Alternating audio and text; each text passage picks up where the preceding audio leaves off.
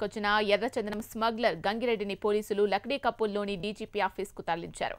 అక్కడ విచారణ అనంతరం 3 గంటలకు గంగిరెడ్డిని మీడియా ఎదుట హాజరుపరిచే అవకాశం ఉంది. అనంతరం గంగిరెడ్డిని రోడ్డు మార్గం ద్వారా కర్నూలుకు తరలించి కోర్టులో హాజరుపరచనున్నట్లు తెలుస్తోంది. గంగిరెడ్డి అక్రమాలకు కొందరు బడా నేతలు అండగా ఉన్నారనే ఆరోపణలు రావడంతో విచారణలో ఎవరి పేరు బయట పెడతారోనని సర్వత్రా ఆసక్తి నెలకొంది. కడప జిల్లా పుల్లంపేట గ్రామానికి చెందిన కొల్లం గంగిరెడ్డి చాలా తక్కువ టైంలో ఇంటర్నేషనల్ స్మగ్లర్ స్థాయికి చేరాడు. రాయలసీమలోని నల్లమల, శేషాచలం కొండల నుంచి విదేశాలకు ఎర్రచందనం స్మగ్లింగ్ చేస్తూ కోట్లకు పడగలెత్తిన బడా స్మగ్లర్ అయ్యాడు. వివిధ వ్యాపారులతో సంబంధాలు పెట్టుకుని శాండిల్ స్మగ్లింగ్ ను అంతర్జాతీయ స్థాయికి చేర్చాడు. సారా వ్యాపారం నుంచి ఎర్రచందనం స్మగ్లర్ గా ఎదిగిన గంగిరెడ్డిపై 1992 నుంచి 2014 వరకు ఎన్నో కేసులు నమోదయ్యాయి. సీఎం చంద్రబాబుపై అలిపిరి దాడి ఘటనలో మావోయిస్టులకు ఆయుధాలు సరఫరా చేసింది గంగిరెడ్డేనని పోలీసులు అప్పట్లో కేసు నమోదు చేశారు. కానీ ఈ కేసును కూడా అప్పట్లో కోర్టు కొట్టేసింది.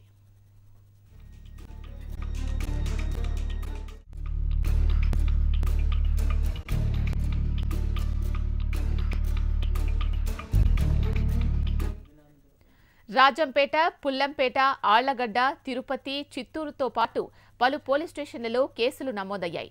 శేషాచలం అడవుల్లో ఎర్రచందనం చెట్లు నరికివేతే లక్ష్యంగా పెద్ద ఎత్తున కూలీలను అడవుల్లోకి పంపి కోట్లు సంపాదించిన గంగిరెడ్డి కుటుంబం రాజకీయాల్లోకి కూడా వచ్చింది.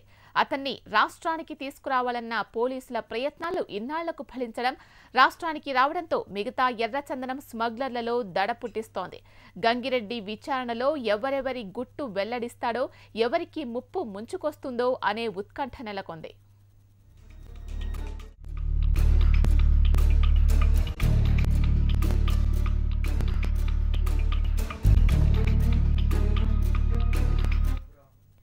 చెన్నై వ్యాపారి సాహుల్తో సంబంధాలు ఏర్పరచుకొని స్మగ్లింగ్ ను ఇంటర్నేషనల్ స్థాయికి తీసుకెళ్లిన గంగిరెడ్డి వ్యవహారం 2014లో వెలుగు చూసింది.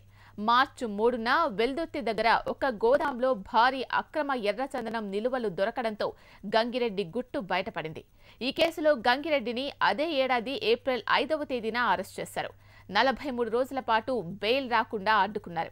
మే 15న హైకోర్టు బెయిల్ రావడంతో మే 16న దొంగ పాస్పోర్ట్తో విదేశాలకు పరారయ్యాడు గంగిరెడ్డి.